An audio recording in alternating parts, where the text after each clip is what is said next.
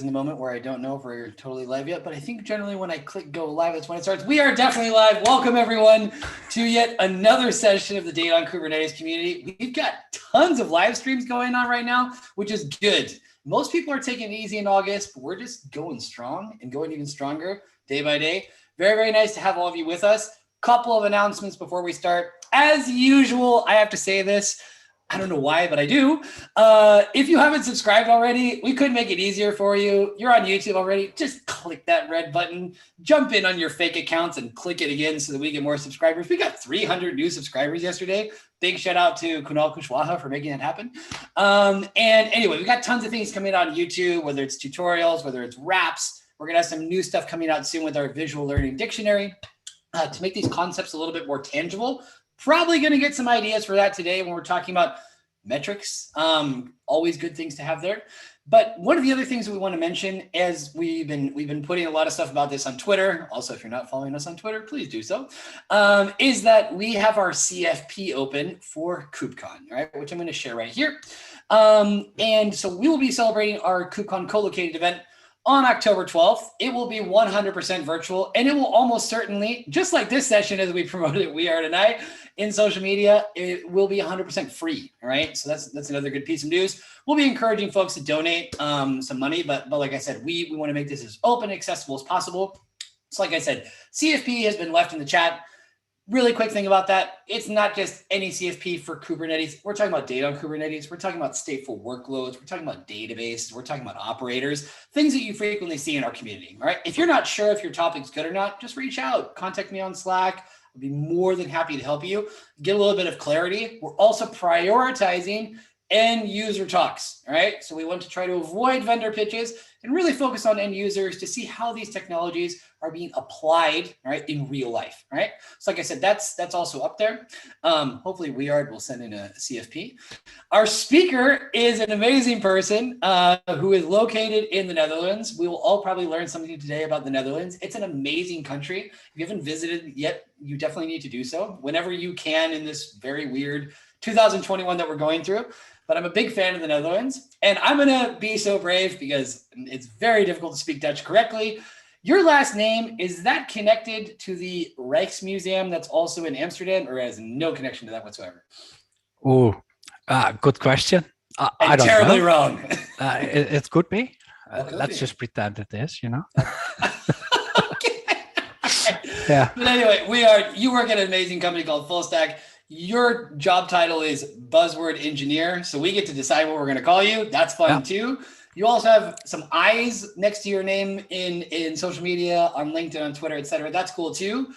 And as one of your colleagues, Tim, shout out to Tim, said that they also call you a wizard. So you've got a lot of explaining to do. Tell us a little bit about yourself. Where are you in the Netherlands? What's going on? Yeah, so I live near Breda. More left in it, a small part, and well, the wizard name, I'm not really sure. I'm totally fan of it, but it's Wiard is my first name, and wizard is like the one-on-one thing they make. I see it as a compliment, so yeah, I definitely use it. That people call me that. The eyes, that's on LinkedIn. It's actually mainly because it's in front of my name. So if some recruiter contacts me, they often include those eyes, and I know, you're not for real.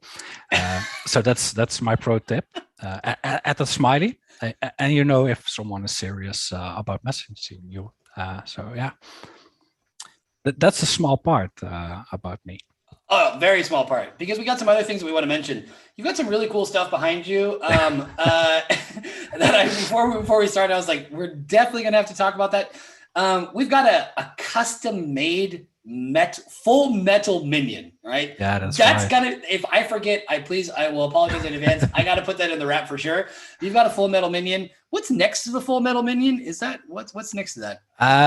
That's a Raspberry Pi Kubernetes cluster. Oh, very fancy. And what do you have running on there? What's going on there? What are you doing? At the moment, nothing. But I've used it to but it looks cool. Just play with Kubernetes, and it definitely looks really cool. Yeah, for sure. Okay. Was it relatively easy to get that set up just for folks that are out there and maybe want to try? Yeah, I think nowadays there are a lot of guides on how to use a Raspberry Pi to set up a Kubernetes cluster. And I think it's totally be doable. Even if you haven't even touched Kubernetes yet, just buy a few Pis. It doesn't cost that much. And yeah, definitely go play with it. That's cool. I think it's nice because it shows that even at entry level, there's accessibility here. And like you said, there's some good guides. The ones that I've seen are frequently from a person called Alex Ellis, who's based in the UK. He's got a lot. I'm saying a big shout out to Alex. He's a fellow CNCF ambassador. Anyway, tons of resources. And that way people get more hands-on experience. Then I see what is above that. What's in the box that says James May? James May. So from Top Gear. And he always had this expression like, oh, cock. You know, when shit hits the fan. And he likes to cook. So he made a book that's called Oh Cook. And I mean, I love that dude. It's really great. And there are good recipes in there? Surprisingly, they are good. Yeah. That's good. And then, of course, we have the artistic middle finger that's there. Just as a very subtle message. Yeah, I can use, I can change the fingers to do any expression. So sometimes it's like the piece or this one, and now it's. Okay, that's good. So depending on your mood. And then what's at the very top? What's that thing at the very top? It's a plant. That's a plant. I don't really have a background story on that. It's something my girlfriend placed there because my room was a little bit empty. Yeah. And now I have something living. It's still alive. Something living in my room. That's good. Yeah. Plants are cool. That's good. Nice oxygen source. Now let's get a little more centered on the talk today. Your t-shirt. All right. So on your t-shirt, what's going on there? Can you just give us a little bit of background about your experience as an engineer, how you ended up getting this world of Prometheus and Thanos that we're going to be looking at more deeply today? Yeah, sure.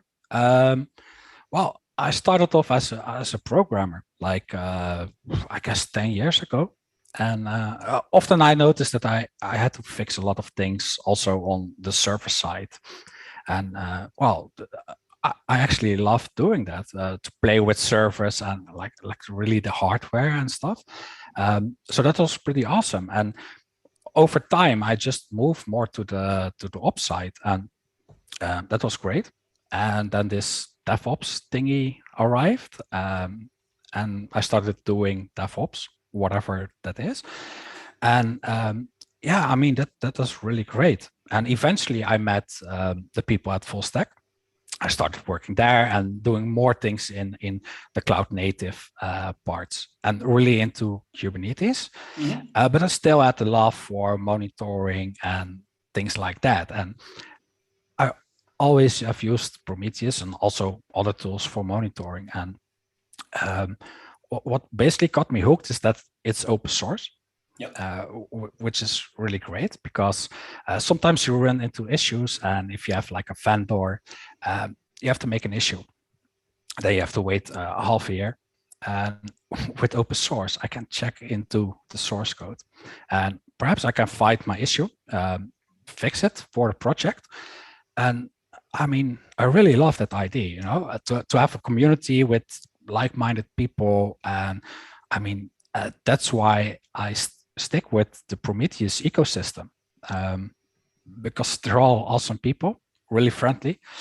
It's the same with the data on Kubernetes community. I mean, so many lovely people, and I mean that keeps you hooked to these things. And this T-shirt is from Red Hat, and it includes the Prometheus operator, Prometheus, and Thanos on top, on the bottom actually. And that was a gift from KubeCon, previous KubeCon. Okay, very, very good. With that being said, nice background. One quick question though. You mentioned about recruiters sending you the eyeballs when they contact you. Did Fullstaq do that, or was that the key to your heart? Sorry, again? When Fullstaq contacted you to recruit you to work for them, did they say eyeballs Wiard, hey, how's it going? No, at the time I didn't have the eyeballs, but I know for sure they were following my work already, and yeah, they offered me a lunch, so a free lunch. I'm Dutch. I mean, that's always good, you know. This is a quick note. Yeah. Dutch people love free stuff. All right. There's a big debate as to whether the word gratis, in Spain we say gratis, whether it comes from Dutch or it comes from Spanish, but Dutch people love free stuff. It's the same word in both countries. So yeah, if you want to hire a Dutch person, if you can throw in a free lunch, that's gonna help out. That's good. Okay, cool, man. You can take over from here. As a reminder, folks that are watching, feel free to leave your questions in the chat. We will try to get to them in the session, and if not, we can continue the conversation on Slack. Go for it. All right. Let me start sharing first. Okay.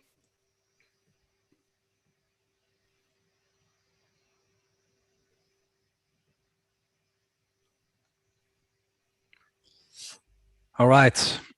If everything went well, you can see my screen right now, I guess. And it looks fantastic. Yeah. Awesome.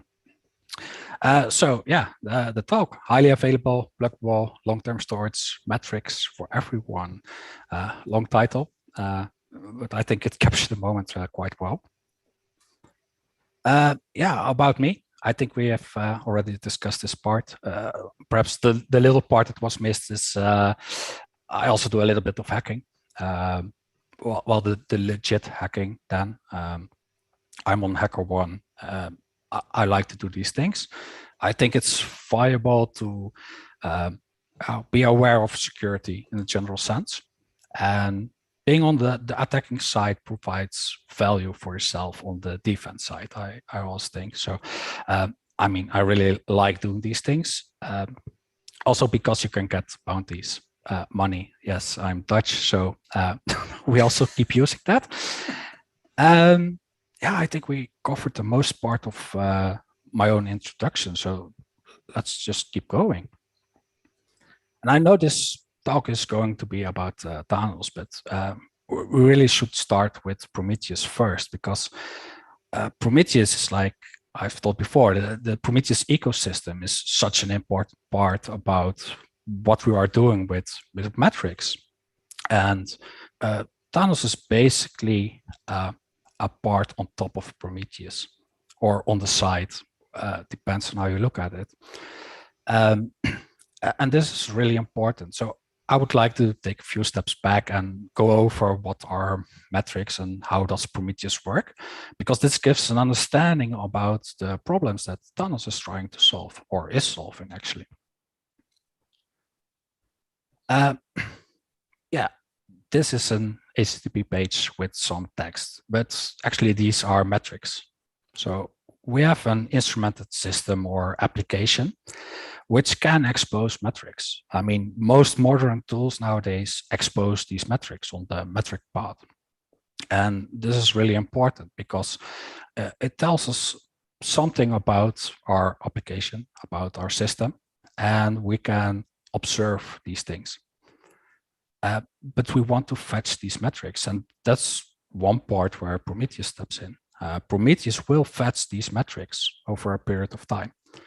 And this happens on intervals. So for example, if you have a script duration of 15 seconds, every 15 seconds, Prometheus will fetch this page and it will gather these metrics and store them.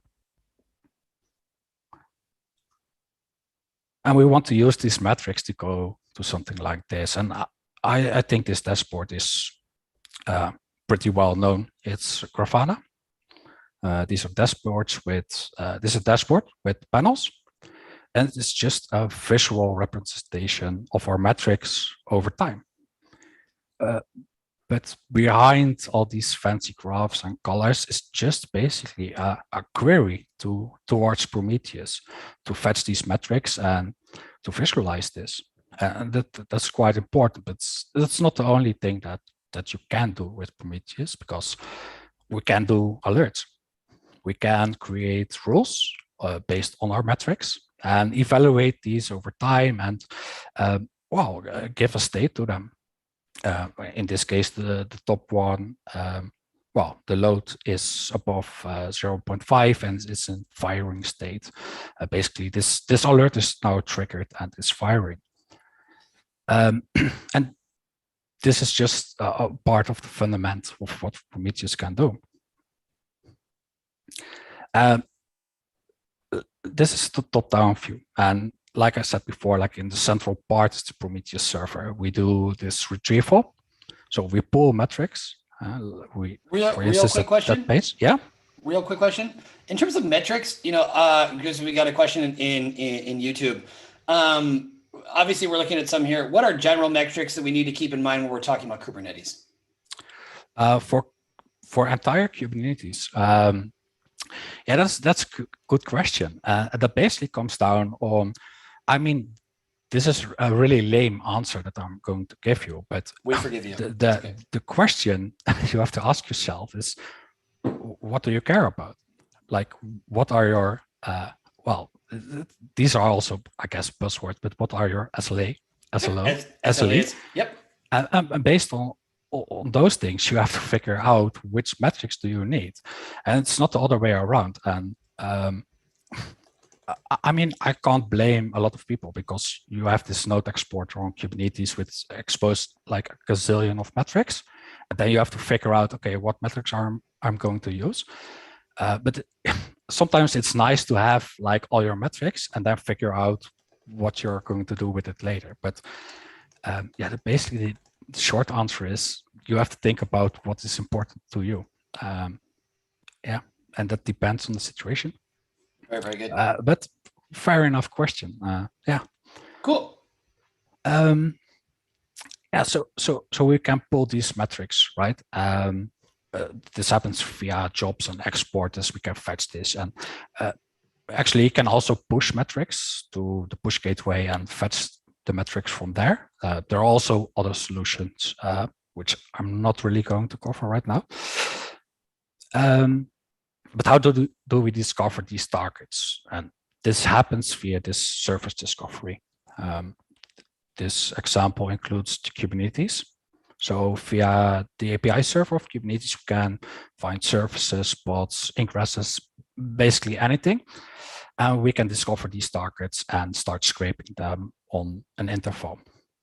And we also have this file SD, which is basically just a static target. Like I got a host here and I placed in the file SD and I'll just start scraping them. So this is how we retrieve those metrics. And then in the Prometheus server in the middle, you can see this TSDB, which is the time series database. And this just gets stored on the node, on your volume. On the right side, we have this PromQL, which is the Prom query language, which is basically used as a certain language to query on your metrics.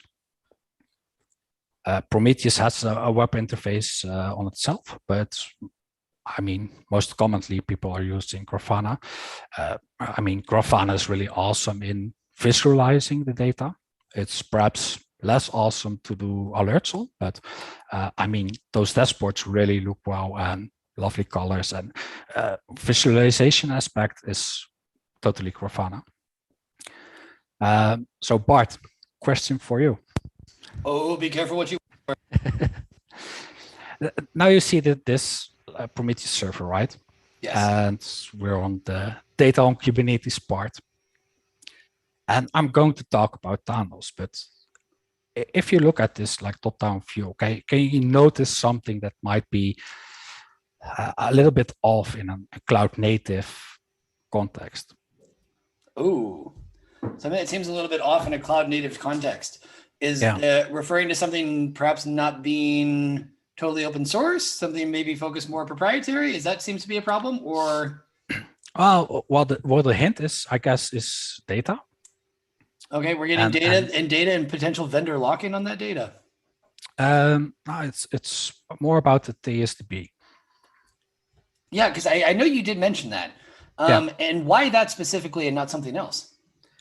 Yeah, I mean, that's a good question. To be honest, I don't actually know the answer directly, but Prometheus is really well in doing a few things. It's really well in scraping targets, like thousands of targets, no problem. It's also really well in storing this data for a certain short period of time. And this TSDB is really optimized for metrics over time. I mean, it's a time series database, and it does it really, really well. But it removes the fact that you can like scale it horizontally, because you have to store this data on the disk on itself. This provides some sort of limitations. I mean, I guess if Prometheus wasn't there yet and someone would make a new Prometheus, like have no prior knowledge of Prometheus, I'm not sure if they would do it in the same way, because it's not scalable horizontally right now. And obviously scalability being a very big thing if we're talking about cloud native. Yeah, especially on Kubernetes. Kubernetes, definitely. Yeah. I mean, I guess when you have like stateful data on Kubernetes, you want to just remove one instance of it, and it still keeps running. And this isn't the case with Prometheus, which brings me basically to this point. So we're assuming that we are running on Kubernetes where we have multiple nodes, right? And on node 1 is Prometheus, and on node 2 we have 4 services. And well, something happened. I don't know who made the mistake, but Prometheus crashed, right? The entire node 1 is gone. And this is actually a problem because one, we aren't scraping those services anymore, but we can also are unable to query our Prometheus anymore to gather data. Yeah, and this is for now a limitation, but we can actually solve this partially with Prometheus itself. Replica. So we can just add another Prometheus, which is exactly doing the same thing as the other Prometheus. So now we have one node with Prometheus and another node with Prometheus, and both Prometheus are scraping all the surfaces right now. And this works fine. But the Prometheus aren't talking to each other, right? It's not like that Prometheus on node 1 is saying to the other Prometheus on node 2, wait, I'm doing this, you don't have to do that anymore. They're not talking to each other. They're not aware of each other. And basically that is the limitation that we're having, because if node 1 is now going down, we are still fine. We implement a load balancer, and at the moment, if I'm doing a query, I still get the Prometheus on node 2. I still get my data. It's still scraping our targets. Yet what happens if, what happens if node 1 comes back up? Then I still have both Prometheuses, but the Prometheus on node 1 just is missing data. And we aren't aware of that. It's not like that Prometheus on node 2 is giving node 1 Prometheus its data. Like, you were offline, here's this part that I scraped while you were on holiday, you know? It's not doing that anymore. So if I'm doing a query and I'm stuck on node 1 with my session from the load balancer, I'm actually having a gap in my graph. And this might not be a problem for your use case, because if you are using Alert Manager, it can deal with multiple Prometheuses, and it is smart enough to find this gap and then uses the data from the other Prometheus. But from a visualization endpoint, it's you have a gap sometimes. And there is also another problem. When we have multiple Prometheuses, the scrape interval isn't exactly the same. Like if we go back to my first slide with the metric, and we know that Prometheus is scraping that page, it's doing that at an interval, at a random interval, let's say 15 seconds, but it just starts at random. So it could be possible that Prometheus 1 is scraping it at a certain time, and Prometheus 2 is scraping it 5 seconds later. And this gives inconsistency between your data metrics. So if you implement a load balancer for both Prometheuses and you don't have a sticky session, so you switch between every Prometheus, you will have different graphs every time you hit a refresh. And this can be quite annoying. And let's say I have 2 clusters and I have just really quick. When Yes? you say annoying, Wiard, you seem like a person who has different levels of annoying. You know that you can diagnose that correctly. As a Dutch citizen, it seems that you must be very good at detecting those kind of things.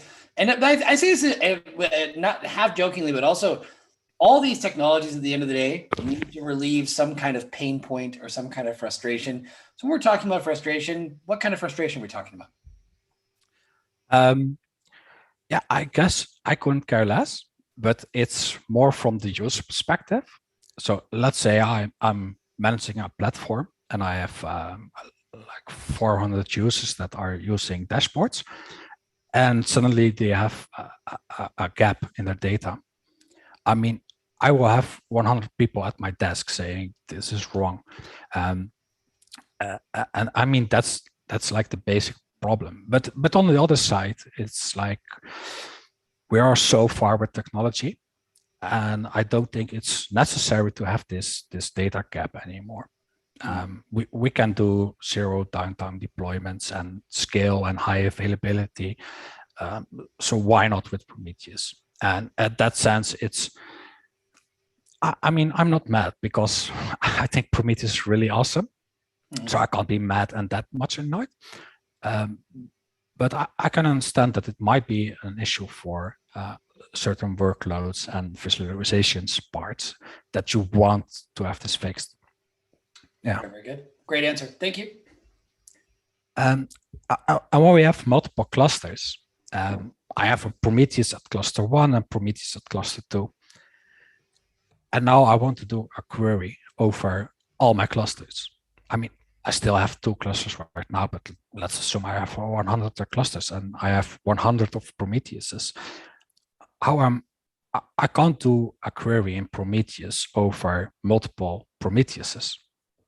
And obviously I can use Grafana. I can add this Prometheus from each cluster as a data source. And I can actually do a query over multiple data sources, but it's quite complex. And I want just one unified way to make a query of all my clusters and of all my metrics. That's just easy. I'm a programmer, I'm lazy. I want to have it nice and easy. We still can do this with Prometheus. I'll be honest, we can do this because we can add a Prometheus like we always do from the Prometheus operator or whatever, how you do it. And there's this configuration for the Kubernetes SD config. So this is the service discovery. And as you can see by the documentation, if this part, the API server, is empty, it will assume it's running in its own cluster. But we are able to add another job and fill in the API server of an external cluster, and we can scrape this external cluster.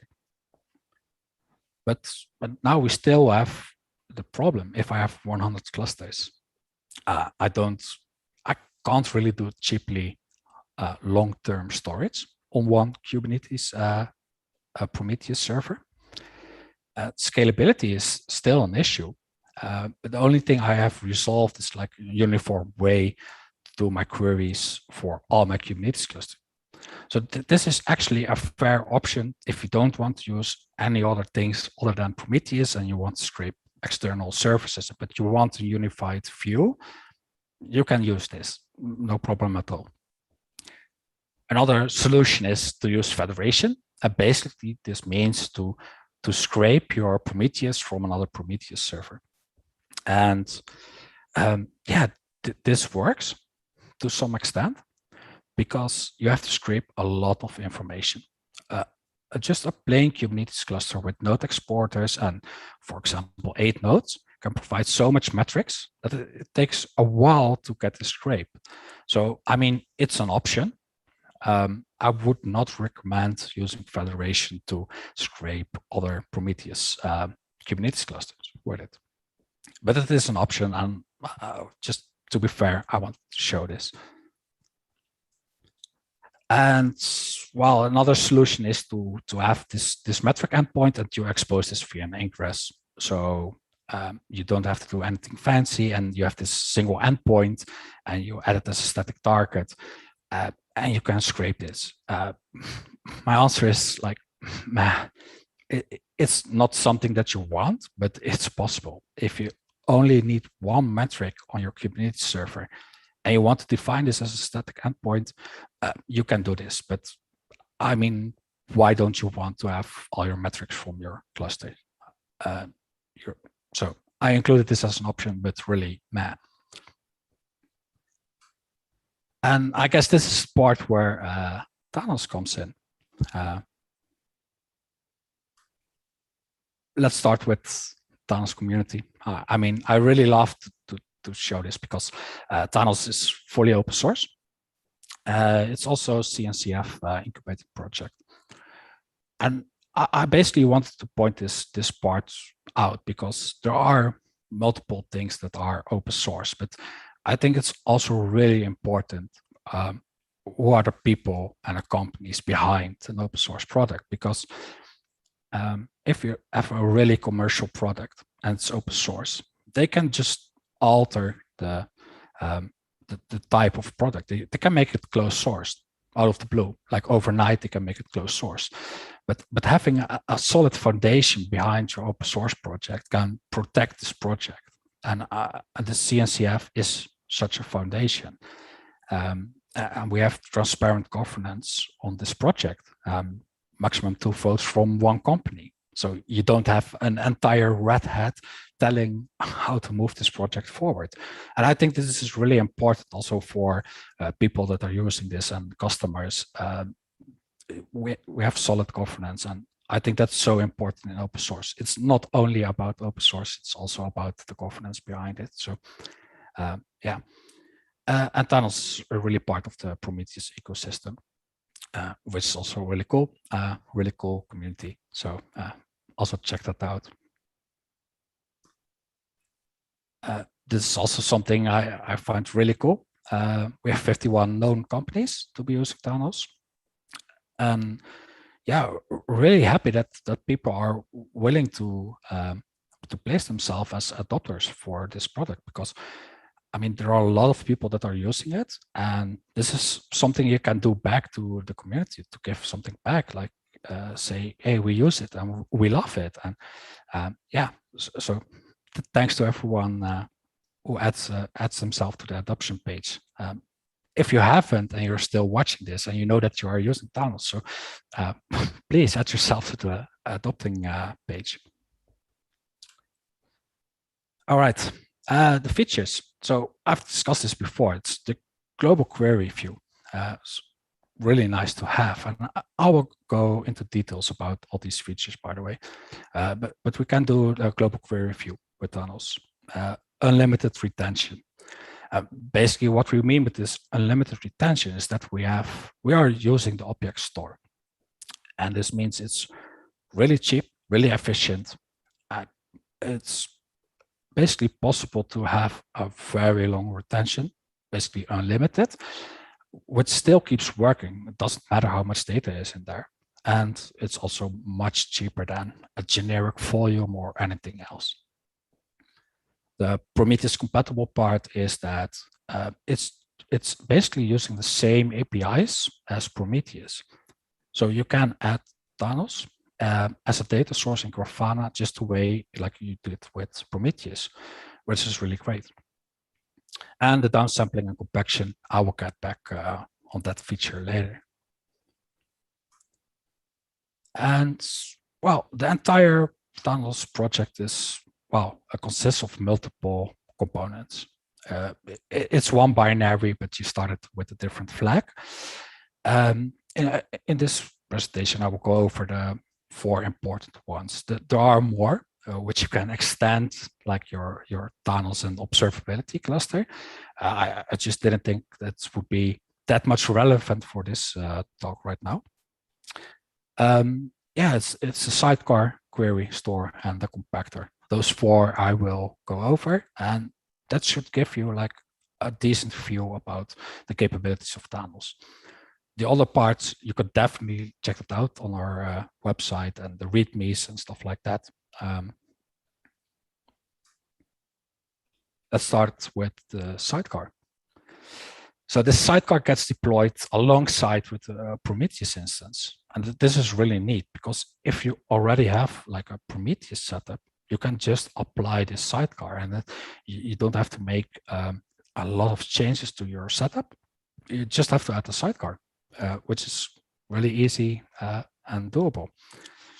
And with the Sidecar, we can optionally upload data to an object store, which is also really great because you're not required to have an object store. You're not required to have long-term metrics. If you only want like a unified way to make queries over all your Prometheus instances, you can use Thanos and not be limited by having like a huge feature set that you aren't using. You don't have to use it, which is, I think, really great. It's the plug and play part that's really awesome. And then we have this query component. And with the query component, we can query data to our Sidecar. Basically, every component on Thanos implements a store API, which allows components to talk to each other. And we can hook this query component into our Sidecar, and we can fetch all the Prometheus data. And I'm just going over these components, but I have some examples later on. So understandable if you don't really follow each component right now, but you will later on. And the compactor is quite a unique thing because we ship data from Prometheus to our object store. And with the compactor, normally Prometheus like compacts the data every certain amount of time. But since we ship our data to the object store, Prometheus haven't had the chance to compact it already. So that's where the compactor comes in, and it will compact your data on the object store, which saves you some storage. It's also responsible for downsampling of data. We got a question. Right. You mentioned Thanos is plug and play. Are there any pitfalls or downsides to be careful when adding on Thanos?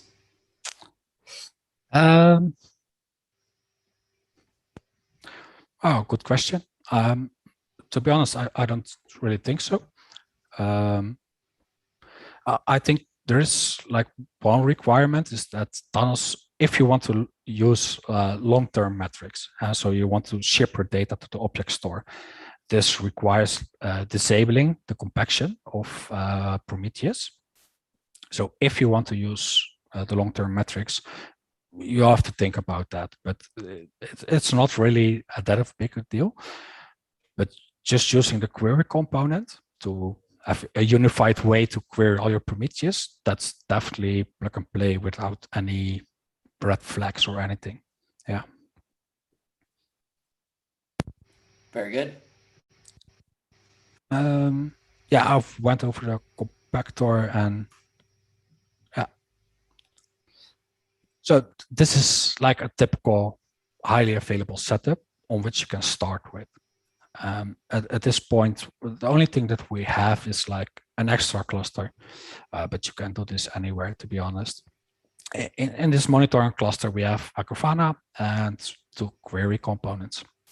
You can have 1 or 10 or a gazillion. I don't care. It's stateless, so you can just scale up and down whatever that you like. And on each Prometheus, we have a Sidecar.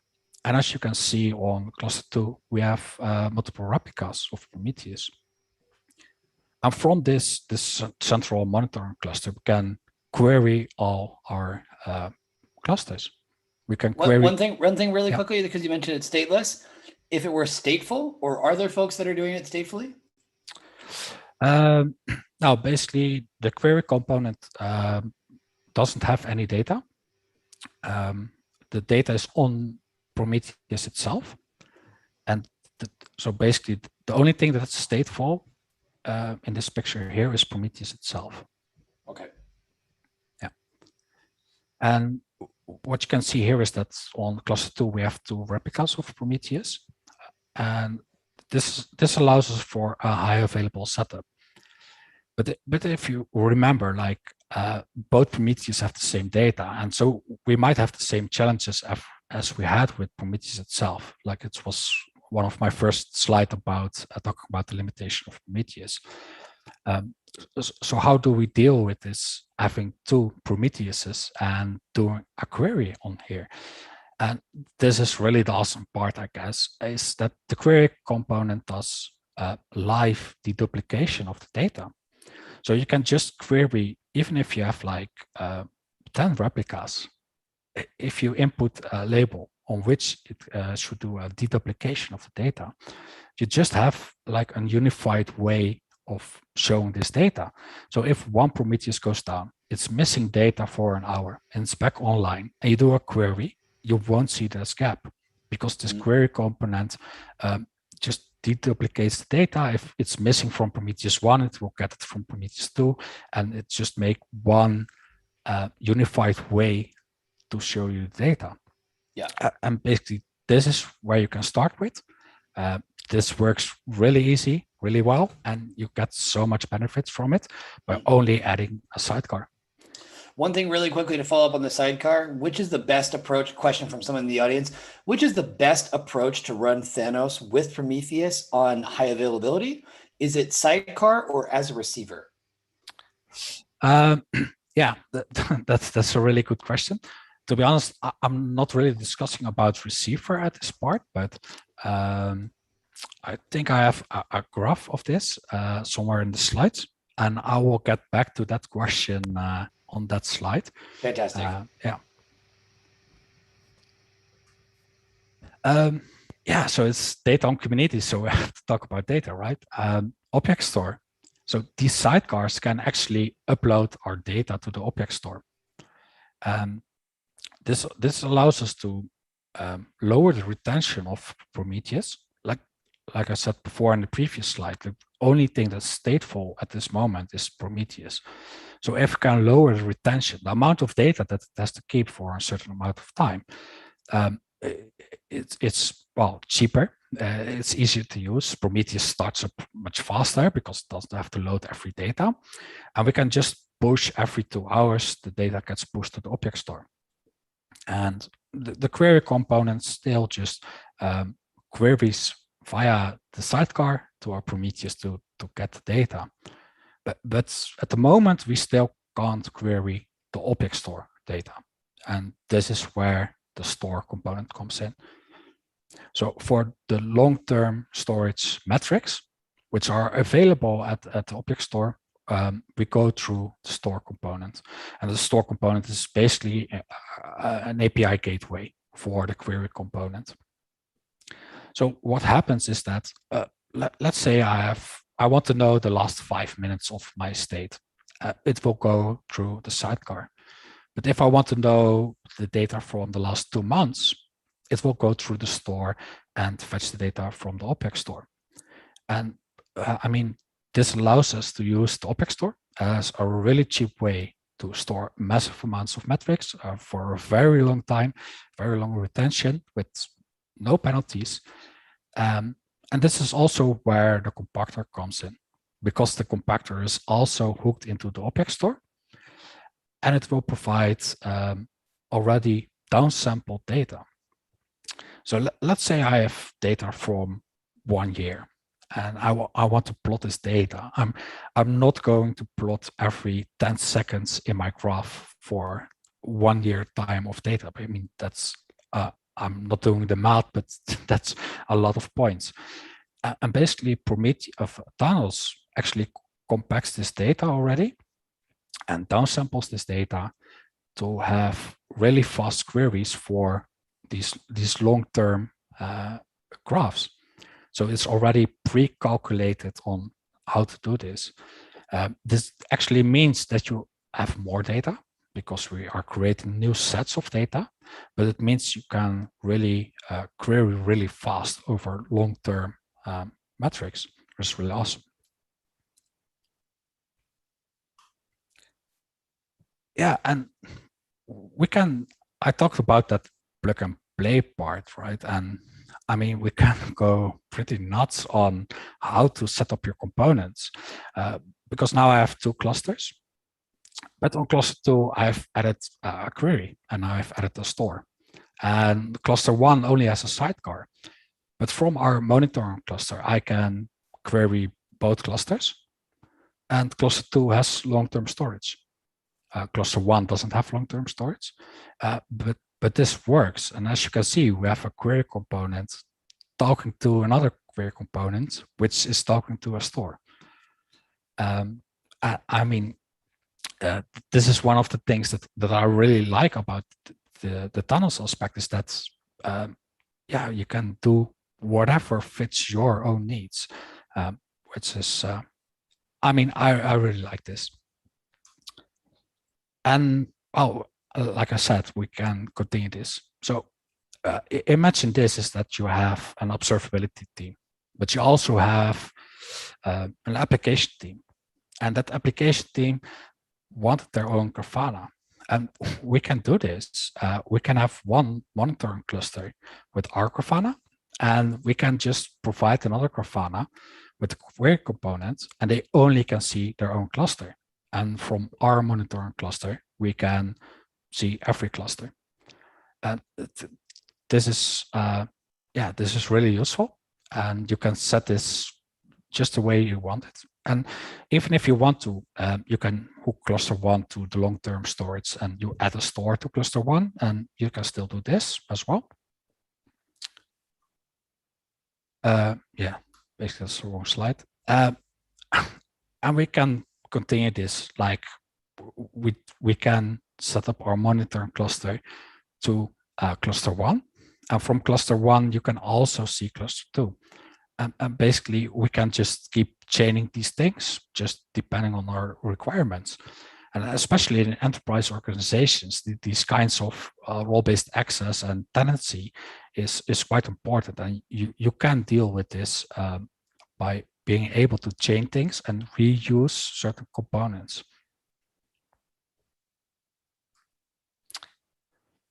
This is the part about the receiver. I didn't want to include the receiver to this talk because it gets quite broad, but like I said, you can go bananas. And this is just a draft that I made like a while ago. And this shows that you can do so many things. And basically, there was a question about Thanos receiver. Let me just explain what Thanos receiver is. Thanos receiver is a component that is getting pushed metrics from Prometheus. You can use a remote write, which means is that Prometheus is writing its metrics to another component. And this can be Thanos receiver, but it can also be Grafana Cloud or I think AWS Prometheus or any other enterprise solution. I guess you can push your metrics. And basically the question was, what is better, the sidecar or the receiver? I don't think there is a better or worse.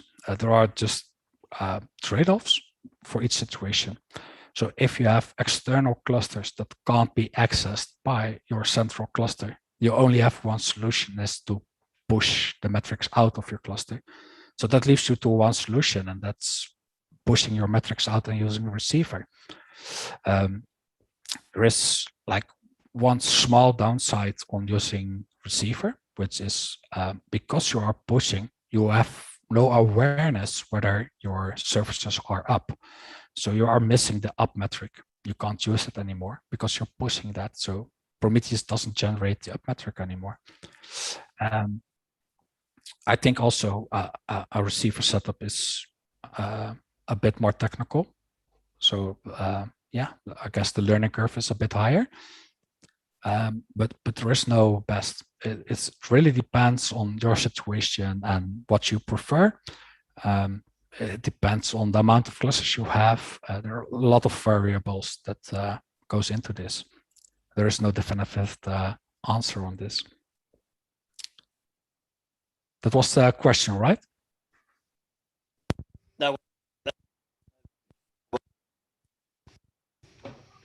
can't hear you. Oh no, well. yeah, I think you got it. Yeah, if there's any Okay, follow up cool. on that, we'll let you know from what people are saying in the chat. But yeah, keep going. Okay, cool. I think my slides. So how can you get started? I've gathered some information. Like we have our website, and the website includes quite a lot of information about Thanos.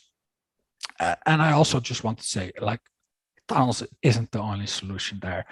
There's also Cortex, which is like, I don't know, the brother, sister, I don't know how you have to see it, but it's also open source. It's using some of the same concepts. Cortex is also using parts of the Thanos code base. Thanos is using parts of the Cortex code base. And I mean, you have to check it out for yourself. I mean, you can also use that if you want to. Oh, we do have a question from Benoit saying, is receiver the way to go for multi-cloud solutions? Oh, multi-cloud solutions. I think it would make it easier. I mean, if you're talking about multi-cloud, I'm also thinking about, okay, how do you deal with network communication? Like, do you have like a private network between the clouds? Do you set up a tunnel? Because if you do, you can still use the pull rather than you have to push. Again, it really differs per use case. And if you think that you are going to have some challenges with networking Ingress to pull and access your clusters, yeah, then sure, use receiver. You can push your things and it might be easier, but then again, it might also be harder. So you really have to check that out. Yeah. Good. Yeah, so I want to show you the Thanos website. Lots of information, and basically, if you think that something is missing, just talk to us on Slack or create a pull request if you think we had something wrong or you're missing something. Definitely do that. Also, check out the Prometheus operator. I mean, it's easy to use. It also allows you to use the Thanos sidecar within the operator. Yeah, that's quite easy to use. I also want to point out the Cube Thanos chart, which is basically a help chart, which includes, well, Thanos. And there are also a lot of community charts related to Thanos. I guess there will be a question about, Wiard, what do you recommend to use? And the answer is, I don't know. Because in our setup, I've created my own Helm charts, which are specifically made for my use case.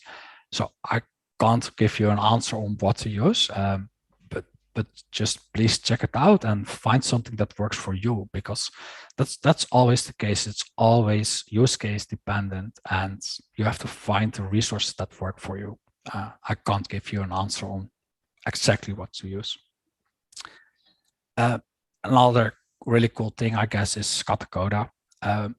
We have a course for Thanos with 7 scenarios, which goes into certain capabilities from Thanos. You will learn in a very interactive way on how to deal with Prometheus and set up Thanos, and how to do your queries and how it will look like. So if you haven't started with Thanos or Prometheus yet, do check out this course, because I mean, I really like to learn while doing things, and this course really fits the bill there. Yeah, we're also on Slack, on the CNCF Slack. You can join us.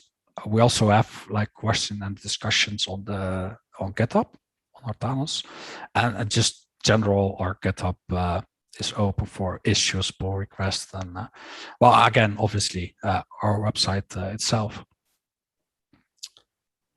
And yeah, demo time. I think we crossed the line on the time here a little bit. Did we? Can we do a demo? Yeah, we can definitely. It depends. Are there a lot of questions or? Any questions, or should we move to the demo? Folks, let us know in the YouTube chat, and then we'll get a better answer. I think what I will do, though, in true product placement fashion, we're getting serious demands. Benoit refuses to leave his seat until a demo is done. He's going to start a protest. I will throw this out there, though. Oh, man, this is an avalanche of demo demands. This is getting intense. Wow. All right, what I'm going to do, though, for folks that are in the YouTube chat, I'm going to send this to you right now. I know this is a terrible, sleazy meetup thing to do, but we really do need your feedback even before the demo.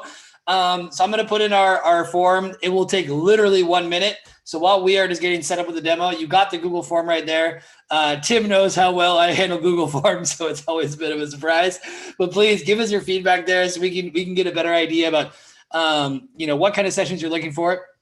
And yeah, Tim's already worried that we've been hacked. You are a hacker, so we may need your help on the Google form later. But yeah, like I said, check it out. It'll literally take 1 minute, I promise. Don't worry. In the meantime, let's jump into the demo. We can see all the good stuff there. Cool.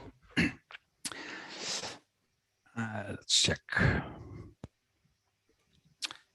I've made a very lazy demo because I've used the Katacoda lesson 1, but it provides such an easy way to show what we are doing. And I mean, I think this is a really awesome demo. And again, this course is something you can do yourself as well. So check it out, katacoda.com/Thanos. And basically it consists of multiple scenarios. So basically the first part here is I'm going to skip texts of every step that you're supposed to do and read everything. But basically the use case is that we have 2 clusters. We have one Prometheus in the EU and one in the US. And we are going to start with setting up, basically this is an example. We have 1 in the EU and 2 in the US. And we're going to start with some, okay, that's awesome. I think I have this open for way too long, so I have to restart this. That's okay, that's why it's a demo. Yeah, live demos. Awesome. Okay, let's try again. Or it could be that GitHub is having issues. Also. Nice. Okay, it's working. So yeah, basically we have an AU Prometheus, and it is scraping itself. And then we have in the US, we have also got 2 Prometheuses, and they're scraping themselves and each other.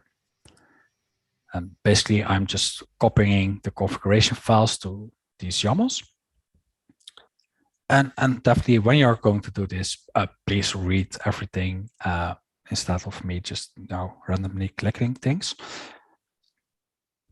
And we're going to deploy the Prometheus on the EU side, and one on the US, and the second one on the US. And US one started, right. And basically, if everything went well, we have our Prometheus at the EU, and I'm just going to use the up metric, and we have ourselves here with the value of 1, which is nice. It means we are up. And let me open the US. And we're going to do up here as well. And as you can see, we have both instances on the US. Well, and let's continue. Right. What we're going to do right now is to add the sidecar to each Prometheus, which allows us eventually to use the query component to query over all our regions. Yeah, and I'm just running this command. Again, there are a lot of resources on how you should do this, and this is just basically for the demo, not going exactly over the details, but basically what we are doing is, giving our sidecar an HTTP address and then gRPC address, which the gRPC are we using to query.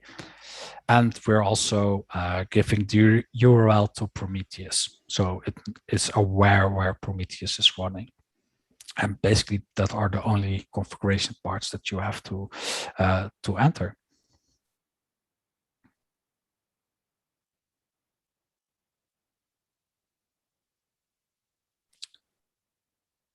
And now we're also adding the Thanos sidecar to our monitoring configuration. And all right, this is now, I can change tabs, right? I think eventually, yeah. So in our job, we now also see an app for our sidecar. So we know that the sidecar is running, Prometheus running, and the sidecar is running. And the same goes is for the US part. We have our Prometheus and we have our sidecars.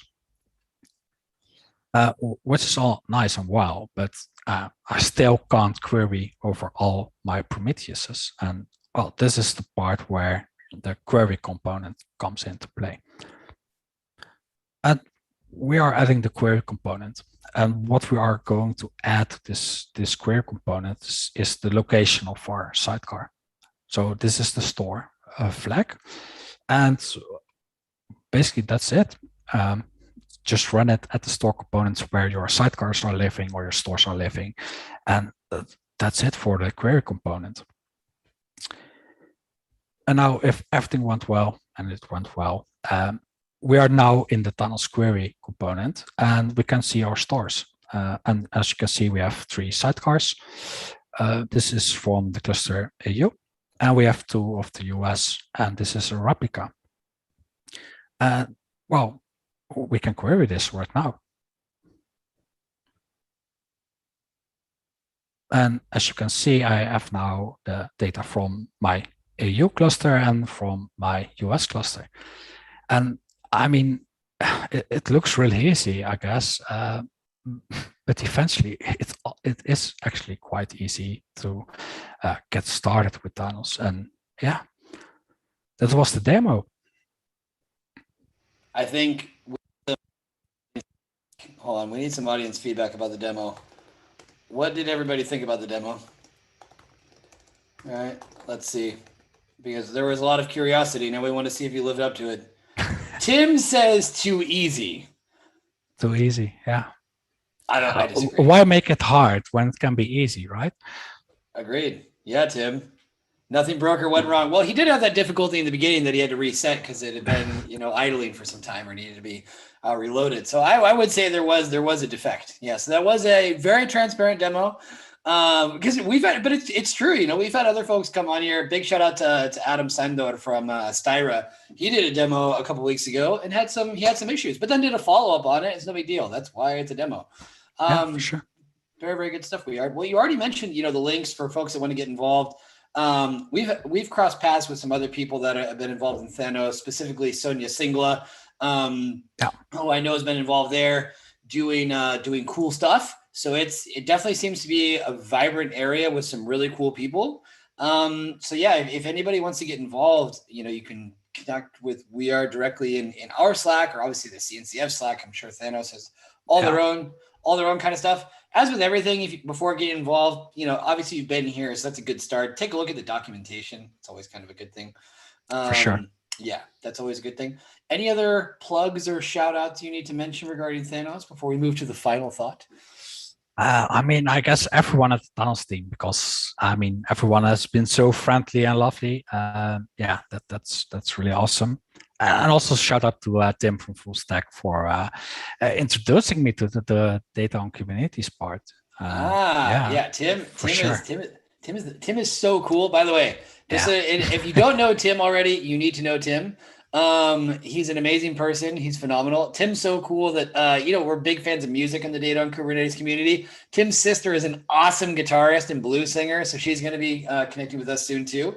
So yeah, if you don't know Tim, put a Tim in your life. He's an amazing human being.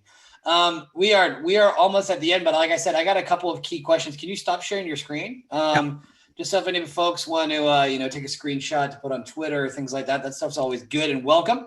But we have a couple of questions that we're continuously going after with all of our speakers. And as you know, our community is focused on data on Kubernetes. And when we say that, we're referring to, like I said, stateful workloads, storage, operators, etc. This is a big question, a paradigmatic question. Do you think that Kubernetes is ready to handle stateful workloads in production?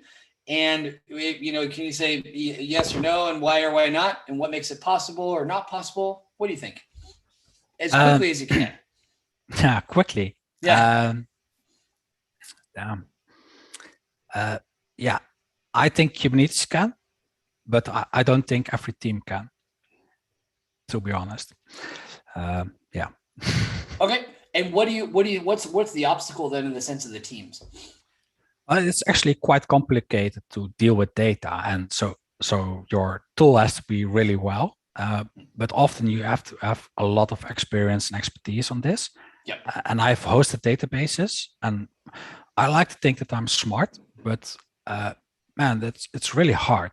So if you have like these services that provide a database with replication and insanely high uptime, why try to do it yourself? And so it depends on the critical part of your data. But I mean, there are so many cool solutions in Kubernetes, and you can do really well. But the database, for example, I mean, you have to have confidence and the right people, and sure, you can do it. Yeah, I think it's a good point. Is that some people might say it's a lack of trust, but in other cases, it's a lack of knowledge or experience, like you said. So the possibility is there, but what's your maturity level? What kind of experiences have you had? I think those are good things to keep in mind. Very, very good. If you are new to Kubernetes and the first thing that you're going to do is to run a highly available database on Kubernetes, then I wish you all the best.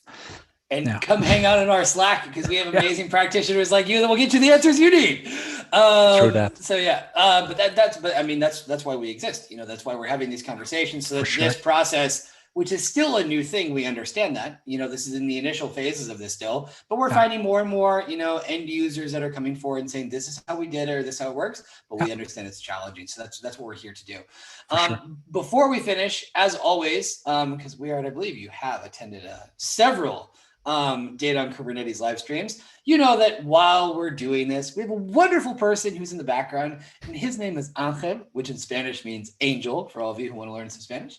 And so Angel is our artistic angel who's lurking in the shadows, and he is always creating beautiful works of art. So let me know, can you see my screen? Awesome.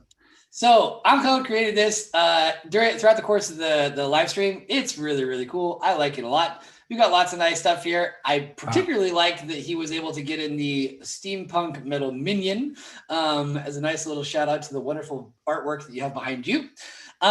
So anyway, we will be sharing this on Slack, on Twitter, on everywhere else. Thanks to everyone who attended. I will be very curious to go over our survey results or from our Google Forms, which did work, Tim. And the demo gods were on my side today, and they were on your side today too. We are. So anyway, had some great stuff there. We've got, like I said, we've got some amazing, energetic folks in our YouTube chat right here. We can continue the conversations on Slack. Wiard is very accessible. I love doing this. We're gonna have to plan another one because we've had stuff as well too with on the side of we had who was it? Timescale came in and gave a talk about working with Postgres, but PromQL also came up there. We also had something with Ops Trace. Shout out to Sebastian, and Prometheus is very prominent there. This is the first time that I think that we're really touching Thanos in this way. So it's something we'll be able to keep in mind for future live streams. But once again, thank you very much for your time today. Thank you to our wonderful audience. We will have a wrap video next week featuring various references to metal minions, possibly a middle finger, possibly some Top Gear. We didn't get to talk about Wiard's dog, whose name is Loki, who is 3 months old and sounds like a lot of fun. But anyway, Wiard, thank you very much for your time today. I think thank you. Very, very successful live stream. So, folks, we will see you in Slack. We will see you on Twitter. Remember, we got our CFP up for KubeCon. Wiard, you're amazing. Thank you. Thank you, man. Take care. Bye-bye, everyone. Cheers.